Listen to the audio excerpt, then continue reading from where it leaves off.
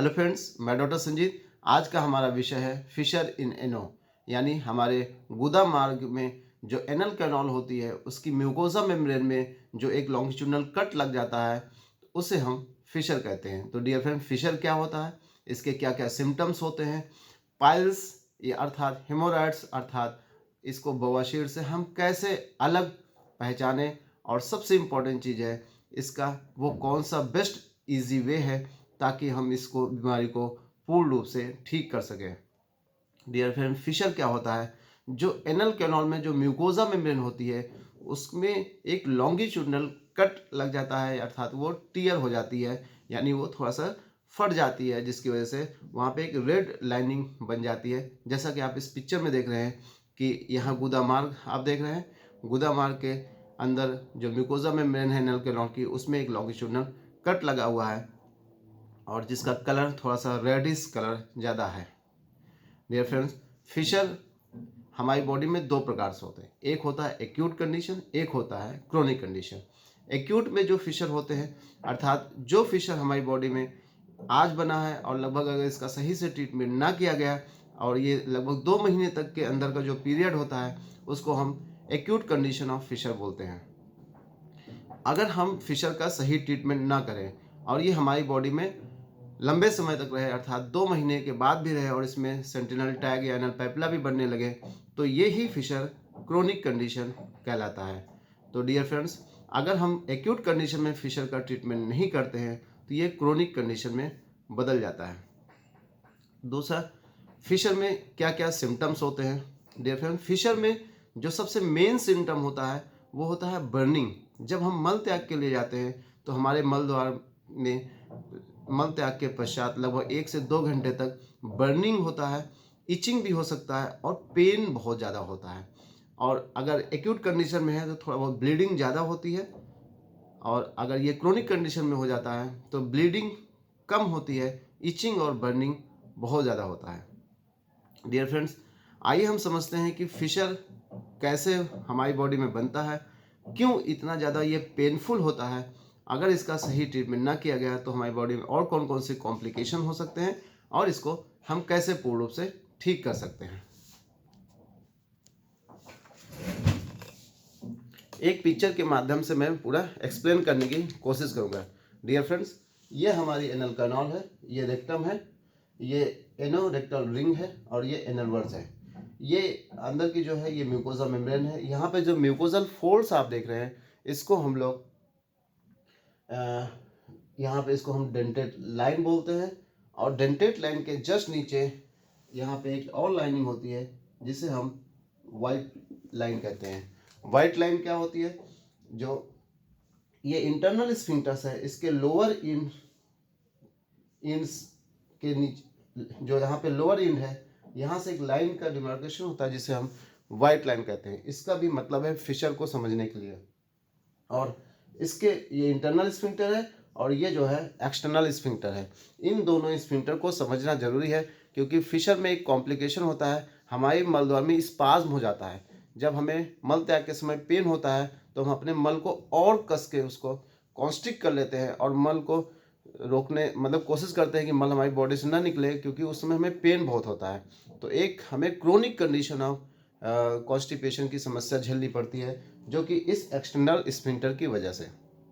तो dear friends, Fisher क्या होता है, हमारे मलद्वार में जो एनल कैनाल होती है, ये एनल कैनाल है। एनल कैनाल की जो म्यूकोसा मेम्ब्रेन है उसमें एक लॉन्गिट्यूडनल कट लग गया है, अर्थात वो जो हमारी म्यूकोसा मेम्ब्रेन है वो उसकी लंबाई में वो फट गई है, इसे हम फिशर कहते हैं। डियर फ्रेंड्स, यहाँ पे पेन क्यों होता है, सबसे इम्पोर्टेंट चीज़ है कि हमें जब इंटरनल पाइल्स होता है तो हमें पेन नहीं होता है, लेकिन जब हमें फिशर होता है तो हमें पेन बहुत होता है, क्योंकि जो डेंटेट लाइन होती है उसके नीचे जो नर्व की सप्लाई होती है वो सोमैटिक नर्व का इनर्वेशन होता है और डेंटेट लाइन के ऊपर ऑटोनॉमिक नर्व का इनर्वेशन होता है। सोमैटिक नर्व की वजह से हमें पेन बहुत ज़्यादा फील होता है। डियर फ्रेंड्स, यहीं पे हम थोड़ा सा समझेंगे इंटरनल हेमोरॉइड्स और फिशर में क्या अंतर होता है।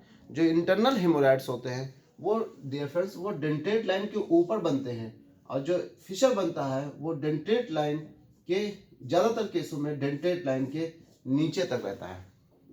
इसीलिए बहुत सारे पेशेंट हमें कंप्लेन ये करते हैं कि डॉक्टर साहब हमें पाइल्स हो गया है, जबकि उनकी कंप्लेन ये होती है, उनका जो सिम्टम्स हमें वो शो करते हैं, पेन बताते हैं, हल्का फुल्का ब्लीडिंग बताते हैं, बर्निंग है, इचिंग है, जबकि ये सारी समस्याएं इंटरनल हेमोरॉइड्स में नहीं होती हैं। इंटरनल हेमोरॉइड्स में तब तक नहीं पेन होगा जब तक वो थ्रोम्बोज्ड पाइल्स में न कन्वर्ट हो जाए, अर्थात वहाँ पे या तो कोई इन्फेक्शन ना हो जाए या तो वहाँ पे ब्लड के कोई क्लॉट्स ना बन जाए। तो इंटरनल हेमोरॉइड्स में डियर फ्रेंड्स पेन नहीं होता है, ब्लीडिंग बहुत हैवी होती है। और अगर वो इंटरनल हेमोरॉइड्स ग्रेड 3 और ग्रेड 4 का हो गया है तो जब हम मलत्याग के लिए जाएंगे तो हमें एक मस्से टाइप का एक स्वेलिंग हमारी मलद्वार से निकलता हुआ दिखाई देगा या महसूस होगा। लेकिन फिशर में ऐसा कुछ नहीं होता है, कोई स्वेलिंग नहीं होती है, बस केवल एक डीप वहाँ पे लॉन्गिट्यूडनल कट होता है, एक अल्सर होता है। अल्सर का मतलब होता है नॉन हीलिंग वुंड, यानी जो ना घाव भरने वाला घाव। और ये एक्यूट कंडीशन में, अगर यही फिशर क्रोनिक कंडीशन में कन्वर्ट होता है तो इसमें क्या होता है, क्या चेंजेस आते हैं फिशर में, कि जो इसका लोअर एंड होता है यहाँ पे कुछ ऐसे स्किन की ग्रोथ होना शुरू हो जाती है।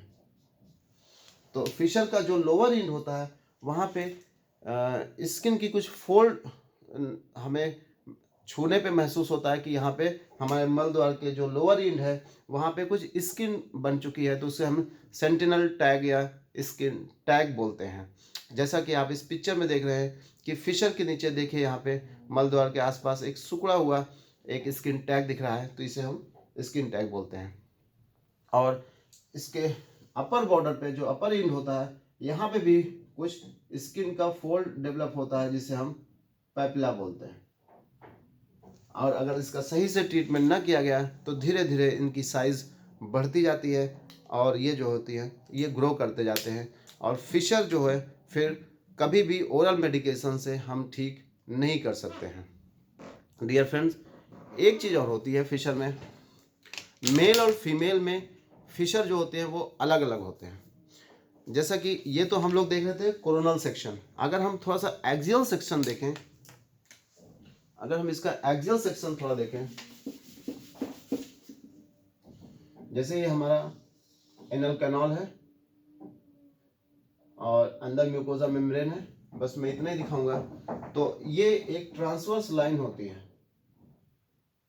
अगर हम लिथोटॉमी पोजीशन में लेट जाएं तो ये ऊपर का हिस्सा होता है, एंटीरियर पार्ट होता है, और ये पोस्टीरियर पार्ट होता है। तो यहाँ पे हमने देखा कि यहाँ पे मलद्वार में कट लग गया है। तो जो मेल्स होते हैं यानी जो पुरुष होते हैं उनमें ज़्यादातर जो फिशर होता है वो पोस्टीरियर साइड में होता है, वो अर्थात नीचे की तरफ होता है या 6 o'clock की तरफ होता है। और जो फीमेल्स होती हैं उनमें जो फिशर बनता है वो एंटीरियर साइड में बनता है, यानी ऊपर की तरफ, यानी पेशाब के रास्ते की तरफ।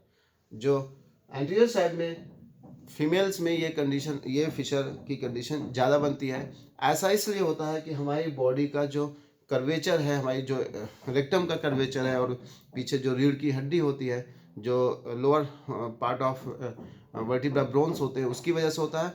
और महिलाओं में चूँकि जो जेनाइटल्स ऑर्गन्स होते हैं, जैसे हम लोग यूट्रस होता है, उसकी वजह से यहाँ पे एंटीरियर साइड में फीमेल में ज़्यादा फिशर बनते हैं और पोस्टीरियर साइड में मेल्स को ज़्यादा फिशर बनते हैं।